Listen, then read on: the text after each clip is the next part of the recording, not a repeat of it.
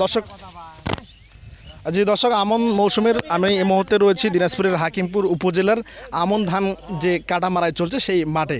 আমরা যদি এখন দেখতে পাচ্ছেন আমার পিছনে কিন্তু কৃষকরা কিন্তু আমন ধান কাটা মারাই কিন্তু দৃশ্য দেখতে পাচ্ছেন। তারা কিন্তু খুবই তাড়াহুড়া করে কিন্তু আসলে এই আমন ধানগুলো কাটছেন।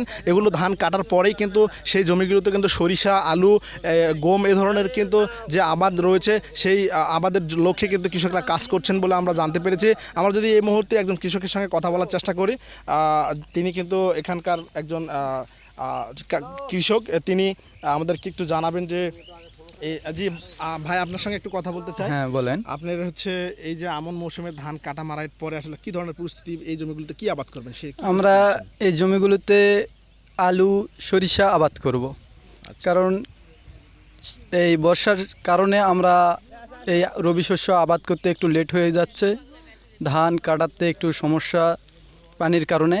তো ইনশাল্লাহ আমরা প্রস্তুতি নিছি, ধান কাটার পরে আমরা রবি শস্য আবাদ করব। কিন্তু যে বীজের দাম অতিরিক্ত বেশি, সার পাউসের দাম বেশি, যার কারণে আমাদের কৃষকদের জন্য যদি সরকার থেকে কিছু ভর্তুকি দেওয়া হতো এই বীজের উপরে, বা রবি শস্যর যে বীজ আছে, সার পাউস আছে, ভর্তুকি দিলে একটু আমাদের জন্য খুব ভালো হতো।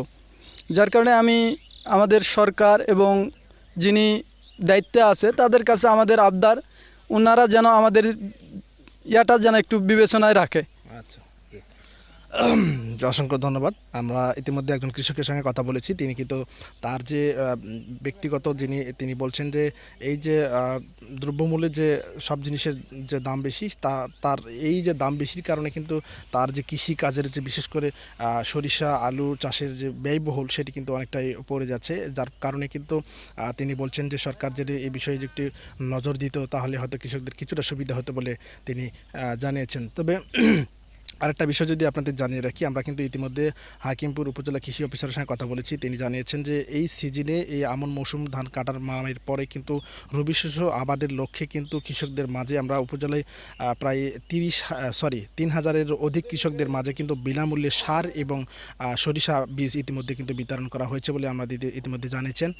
তবে সব মিলিয়ে কিন্তু দেখতে পাচ্ছেন আমন যে ধান কাটা মারাই সেটি কিন্তু জোরে সোরে কিন্তু চলছে। এরপরেই কিন্তু সরিষা আবাদ ঝুঁকবে কিন্তু কৃষকরা। তো এই ছিল দিনাজপুরের হাকিমপুর উপজেলার যে আমন ধান কাটা মারাইয়ের যে মাঠের সর্বশেষ তথ্য।